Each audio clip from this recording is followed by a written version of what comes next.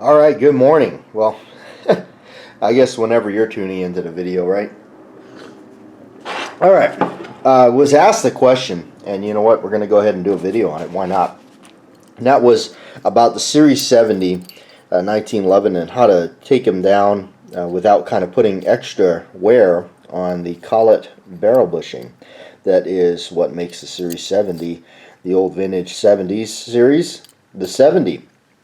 Alright, and if you notice, here's how it works. When it's fully locked up, you'll see it tightens up quite a bit. That's those fingers right there. That's what they do, and that's to make it a lot more accurate and stabilize that barrel. You can always see the wear pattern on the barrel when you have a 70 series like that. And you can know too by if you're ever in the shop or whatever and looking for them, you can always tell because you'll feel that extra bite as it comes forward.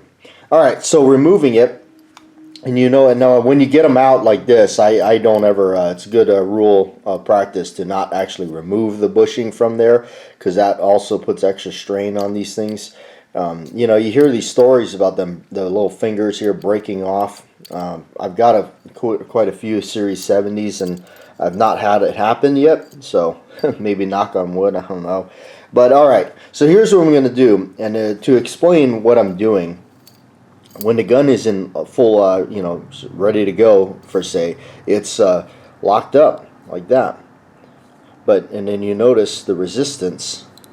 See, there's a lot of resistance in that barrel bushing because it's locked up. But if I pull it back, it's pretty free. So that's what I'm trying to do here.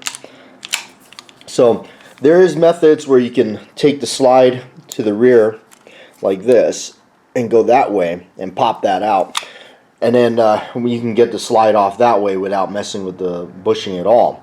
But in putting it back on, now you're kind of you can do a couple ways. You know, you can get it into this position here, and you can put the spring and everything back in there and kind of load the package, if you will, and try to slide it all back together. I kind of don't really want to do that. I've done it before. It's kind of a pain in the butt, and I kind of like the ease of taking them down the traditional way. So most people lock that. I don't, because in this case what I'm doing is now I'm actually pulling the slide down a little bit and taking that off of the pressure off of there. Now when I push it, I can easily rotate that real easily, and then there I can take that off from there, and of course, you know, do the rest of the way out. But that's what I'm doing there, because then that easily rotates that. And then to putting it back, it's the same procedure. Just putting the plug back down in there, getting it down on the edge and depressing the barrel, and it slides right back over really easily.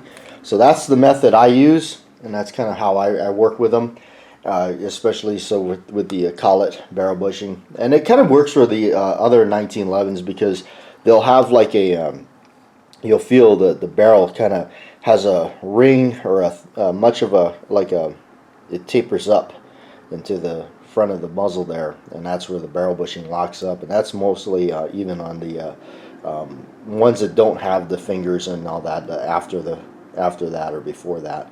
So, but anyway, there you go, and hopefully that helps you out. And that's how I take down the Series 70 one without putting extra strain or wear on the fingers. Of course, there's many other ways to do it, but that's the way I do it.